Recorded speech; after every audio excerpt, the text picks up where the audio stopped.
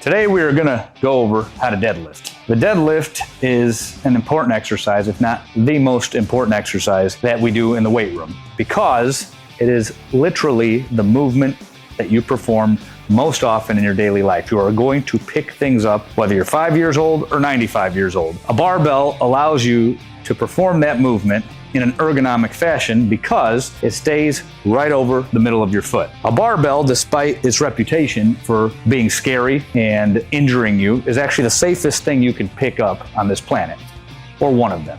No, we'll say it is. It's the safest thing you can pick up. Alicia's gonna deadlift for us today. I'm gonna walk her through it. She's done versions of it before, but she's gonna learn how to do it right today, right? Right. All right, so let's stand in the middle here. I want you to walk towards the bar and line it up over the middle of your foot, or where you think that is. So take note of some key things here. I asked Alicia to line it up over the middle of her foot. Each and every one of you who has never done this before or been coached is gonna do probably what she did. She's lining it up over the middle of what she can see, which is from her ankle to her toe. And you're gonna do that too. You're gonna fuck that up, and it's okay, because we're here to fix it. I want you to line it up over the middle of your entire foot, from your toe to your heel. See, now you're much closer, right? I'd say get a little bit closer. A good cue that I give is practically hug the bar. Just go short of touching it. Because now, stand up straight. Notice in the video, her shins slightly came back. When you're kind of bent over looking at your feet, your shins are gonna drift further forward. You're gonna feel like you're touching the bar. But once you stand straight up, the shins come back and you're right flush over the center. So that's step one. Couple other points here. Foot position. You are actually in a very good stance. Most people watching this video who haven't done this before are gonna take a stance that's too wide. It's one of the most common things that I see in a deadlift setup when somebody hasn't done the lift before. So you are actually in the perfect position. This is what I would consider a jump position. Toe angle. Let's turn your toes out about 30 degrees. Very good. Notice the footwear. When we get novice lifters in here, oftentimes we give the option, weightlifting shoes or flats. Weightlifting shoes are preferred for somebody who's never done it before, because picking the bar up off the floor tends to be a foreign concept. But let's quickly talk about the trade-offs of wearing a weightlifting shoe versus a flat shoe. A weightlifting shoe has a heel on the back. It's gonna make your shins go a little bit further forward. That allows your knees to bend more. That gives you more quadricep activation at the bottom. So it's gonna make the bottom of the pull a lot easier. The trade-off is a heel makes you taller, obviously. So now you're further away from the bar. That can make it more challenging at much heavier weights. And because you have a heel on, it also has a tendency to shift the weight forward. At very heavy weights, it could be challenging to get back. Again, it's a matter of personal preference. I'm just explaining the reasons for one versus the other. I personally feel my hamstrings more in a flat shoe than a lifting shoe. But if I'm using lighter weights, doing more volume or more reps, I like a weightlifting shoe. Today, Alicia's using flats because I f***ed up and didn't bring her a pair of weightlifting shoes, but we'll do a video on that later. Okay, good stance, good toe angle. Next thing, hands. Another important piece of equipment in the gym is chalk. It's not optional. It's not, I'm gonna wait until it gets hard before I use chalk. Hands get sweaty. Sweat creates a slick surface around the bar. What happens next? The bar starts to slip out of your hands. And if you haven't been using it and you allow that to happen over and over again, it will affect your back position during the lift. The back won't pull what the hands can't hold, essentially, right? So you end up picking the bar up with your back in a compromised position and eventually dropping it. So let's not wait till it gets hard to use chalk. Use it on day one. You don't want to use it on your first warm-up, I can understand that, but it needs to be used on your working sets and the heavier warm-ups that lead up to it. So lay out your right hand. When you place chalk on the hand, you want to rub it in generously, and you want the hand to practically turn bright white. And now you're going to put that hand down. Give me your other hand. And we're going to do the same thing here. Now, most of you are probably doing the thing I'm gonna have her do next, and I want you to stop. I want you to rub your hands together, maybe clap them, make it snow in here. Yeah, make a big giant mess. There you go. Okay, now point your hands at the camera. Does it look like she has much fucking chalk on her hands left?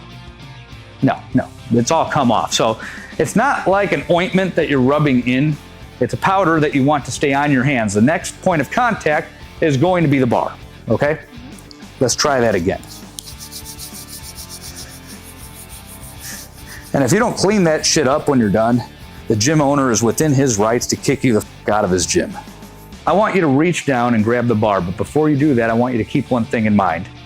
Don't let the bar move from the position that it's in, okay? So reach down, put your hands around the bar, grab it outside your legs. Because we don't pick up bars inside our legs here. That's strictly prohibited. Eye position is key here because your body tends to follow your eyes, as I've said in other videos for other lifts. I want you to look about 10 feet in front of you on the floor, tuck your chin in just a little bit. Now breathing, just like the squat, the bench press, the press, and most every other lift, you're gonna take a big deep breath and you're gonna hold it, but it has to be deep, down into your core, okay? Now, when you're doing that, I want you to raise the chest. These two things come up at the same time. So big breath, raise the chest, slide it up your legs. Okay, that's pretty good. Set it down. Now, a little trick that I like to do. The bar came off of you right around your knees. It's a common thing a lot of you are going to do. You know, one of the things that I have found to be effective in preventing that is moving the eye position closer. So we usually default to an eye position on the floor that's far enough away. I'm gonna move her eye position closer and see if that brings the bar in more and helps reinforce what we refer to as staying out over the bar, okay? So get closer to the bar. Let's put your eyes right here, maybe 3 feet in front of you, okay? Reach down, let's replicate that again. Knees out towards your elbows, point your elbows towards the plates. So there. Now, big breath and hold it. Raise the chest, slide it up your legs. Little fast there. So that was good though. Did you notice how the bar stayed closer to you? That's what you want. Stand up straight.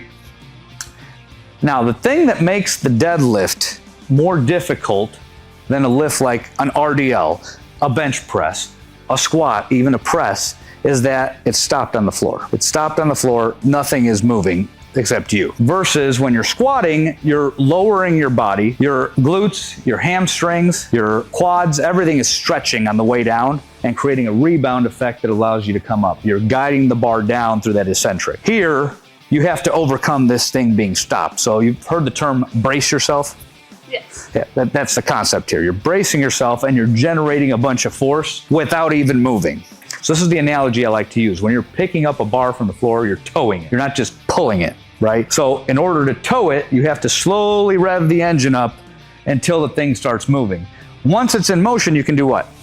You can actually move the vehicle. Yeah, you can speed up, right? And drive like it's a normal car within reason, right? You're not gonna race with, you know, big load behind you. Right. But yeah, that's the difference here. That's what makes this motherfucker hard, is that you have to overcome the fact that it's rested. So in order to do that, you're going to be straining a lot before you even move it. So you're gonna see me yelling at you to keep squeezing before it even moves. So when I'm teaching this for the first time, I typically will tell a lifter, don't go until I say the words go, because I wanna teach you to strain longer. All right, I'm done rambling. Let's do some lifting. All right. Grab the bar outside your legs. Don't go until I say go. So step number 1, you're gonna take a deep breath and hold it. Step number 2, I want you to raise your chest, raise your hips, and pull the bar into your legs. Keep going, going, going, slide it up. There we go, beautiful. Set it back down, reset, back down, big breath, same thing. This time I'm not gonna touch you, see if you can remember.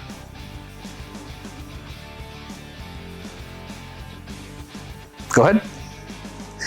So what happened there? I stopped bracing before I went up, and That actually wasn't too bad. The bar came off your knees. yeah. So let's get your eyeballs closer and see what happens. Eyeballs closer keeps you over the bar.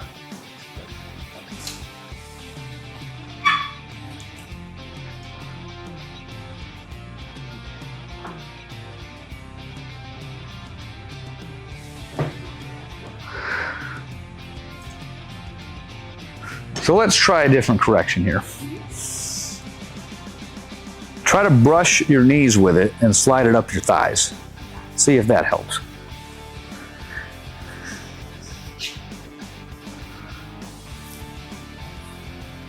There we go. Good. How was that compared to the shit you've done before? It's a lot better. I feel like I had more control over the bar Okay. rather than just letting it hang. Right. So it's a lot more work involved before you pick it up. Yeah. Okay. Let's now talk about the hands, because there's been things going on with the hands that I was not addressing yet. But we're going to talk about it because the hands are a common place where people leak power during the lift. So the common mistake that I see, especially in heavier lifters, people lean on the bar. So reach down and grab the bar. I want you to bend your wrist and just kind of lean into it. So notice how the wrist is bent. Now, if she tries to pick it up from that position, it doesn't matter how flat her back is. The wrists are going to stretch into position, the back's going to flex, and you're going to lose tightness in the spine and the core. So you can stand back up. So when you're thinking about setting up the deadlift and setting your back and getting locked in, it all starts in the fingers. You want to stretch everything from the fingers up through the arms, in through the shoulders, and up to your neck, to where you are so fucking miserably tight, you feel like you're wasting time down there. Guess what? You are. Energy is the better word. That's the word people use. You feel like you're wasting energy down there. You are. You're just not wasting it, you're expending it. It's intentional. You want to do that. So on this next one, I want you to do the whole sequence, but I want you to stretch your wrists up before you go. Okay? So bend right over. Put your fingers around the bar. Big breath and hold it. Stretch your fingers up through the wrist, elbows and shoulders, and drag. That was pretty good. On the next one, I'm going to help you out here. So stand up, get back into position, and just hang out down there for now. Now, when I say stretch the wrist, keep that bar on your shin. Don't let it roll, because I'm going to grab you. The tendency is to move. Don't let it move. Now, let it hang. I'm actually going to have to put force because this is not heavy. That's what you want before you pick it up. Normally, you wouldn't have to step on the bar if there's enough weight on it. We got about 45 pounds on here, so it's going to float if I pull up on her. So same thing without me doing it, do the same thing. And then stretch it up the legs, or slide it up the legs. Good. Set it down, reset, same thing.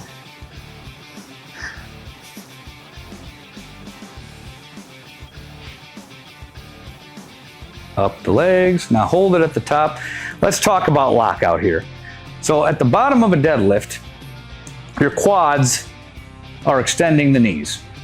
And your quads are doing most of the work along with your adductors. Your hips are always working on a deadlift, so we don't have to note that at this point. At the bottom, your quads are doing a lot of help. By the time you get to the knees, your legs are practically straight and your hips are taking over. Your glutes, your hamstrings, your hip extensors.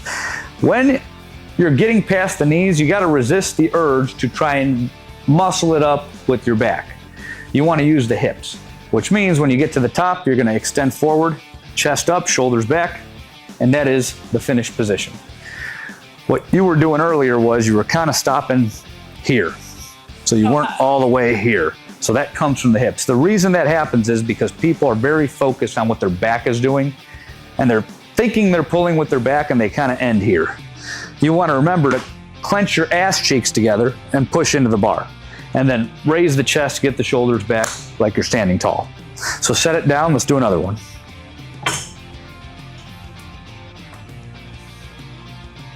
Big breath and hold it. Stretch the wrists all the way up through the neck. Slide it up the legs.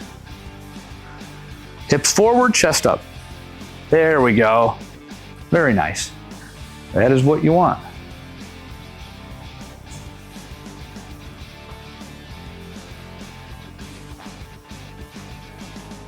Into the legs, hips forward, chest up. Excellent.